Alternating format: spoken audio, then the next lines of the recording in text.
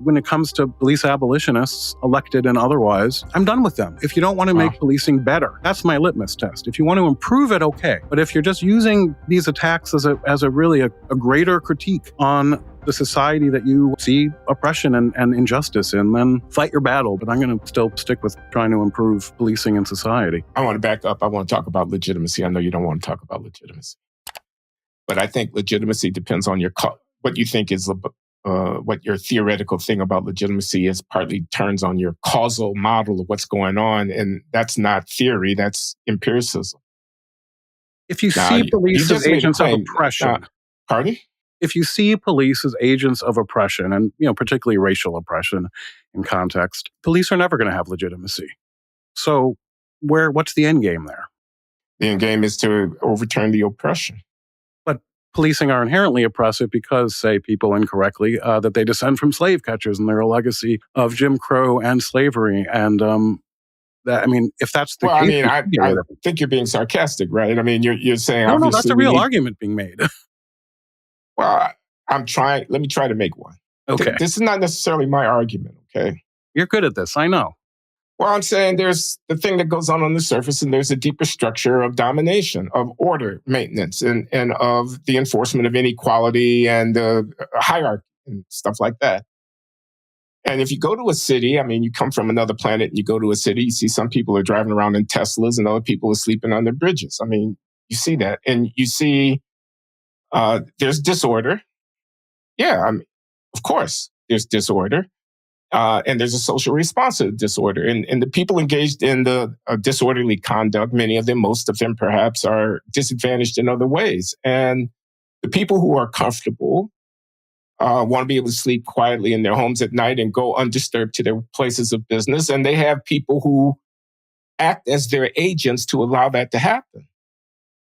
They're called police. Now, to object to the order that I just described, and therefore to have enmity toward the people who enforce it, is, it seems to me, a defensible position.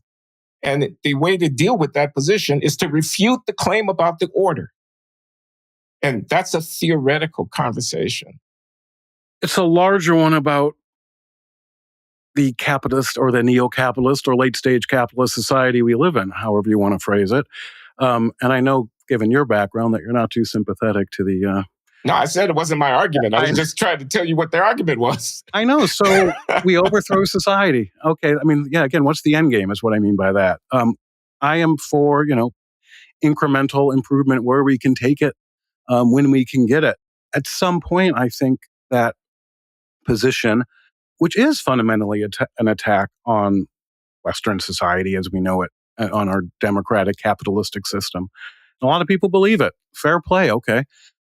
I don't know if it needs to be engaged at some level because it's such a fringe position, even though it's a very loud position. And of course, intellectually, it should be engaged because, it's better to refute arguments than ignore them. But at some point, I've just when it comes to police abolitionists, elected and otherwise,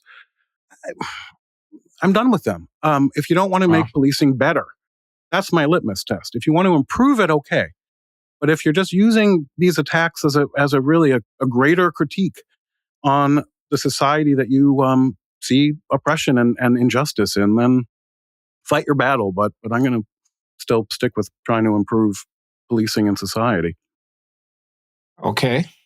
That there's that quote from, I can't remember, what's that French novel about, the laws are equal because they it's about sleeping under bridges and stealing bread is a crime for everybody, and it's a parody of this system. Of course, yeah, police do. They are the muscle of the state.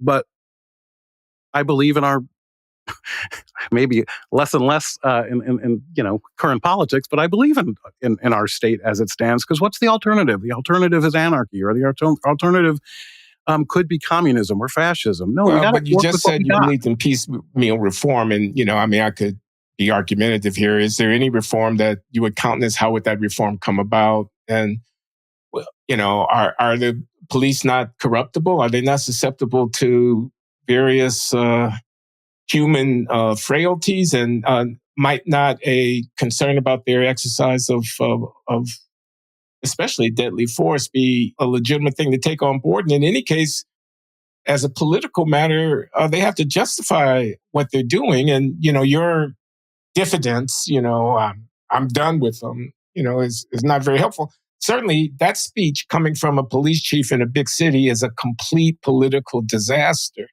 I think you would have to acknowledge that, wouldn't you? I wonder. I think the pendulum is swinging a little more back to defending police as a needed institution, flaws and all, human frailties and all. Some of those mistakes have to be dismissed as human frailties. If you have, hundreds of thousands of cops in the nation, yeah, a lot of them are going to do some stupid shit every day, especially because a lot of them are young men who, get adrenaline rushes and aren't in a position of authority. So the question is, how do you mitigate that? And you can do that through evidence-based practices, through reform that involves the stakeholders. Again, anyone who wants to make the organization and system better, let's hear them out. Have a seat at the table. Let's figure out what the problems, because all policing is local. It's a little tough to do it at a national level. But there are huge differences. And you've talked about this and even credited me with it on your show about differences in police use of lethal force in different cities and different jurisdictions. And we're not talking 10, 20%. We're talking multifold differences between places like New York City and they're usually medium-sized cities out west where, places like Oklahoma City, Tulsa, Fresno, Albuquerque. Yeah. Cops shoot a lot more people out there. If we want to reduce it, that's where we should be looking at. Okay. Let me ask you a question. Glenn, that also means we can't just see everything through the lens of race. And that's the other sort of obstacle to reform. All right. You're going to defend Western civilization to the end, and you want to deracialize the conversation. And slightly. I don't want to deracialize it. You want practical engagement with the question. I'm sorry. You want practical engagement, not speechifying and finger wagging at how to make policing better. Yeah, I also want police to be attacked when they make errors, whether they're individual or systemic, but they need to be defended when things are ugly and they're not making errors. Bad things happen. Hey, do you know what I just heard? You know that guy who did Pizzagate? No, who did Pizzagate? I mean, the one who went in there with his gun and admitted his intel wasn't that good? Tell me about it. Well, I mean, that was back, in the days, but he was just shot and killed by police in a traffic stop in North Carolina, so... So I don't know what Pizzagate is. Forgive my ignorance. Oh, well, I don't know fully. It was some QAnon thing. Hillary Clinton was eating babies in the basement or something. Yeah, man, that stuff goes by me and I don't even know. Some guy went to a pizza place in D.C. that didn't even have a basement. And shot and killed by a police officer? Well, this was in 2017, I think, was Pizzagate. But it was part of the QAnon peak of craziness. And just today here in January 2025, he was flashed a gun at cops. I don't know the details, but yeah, he was shot and killed by police in North Carolina. It was a good shoot, as the cops would say. I don't know. I mean, I'm guessing yes, but I don't know.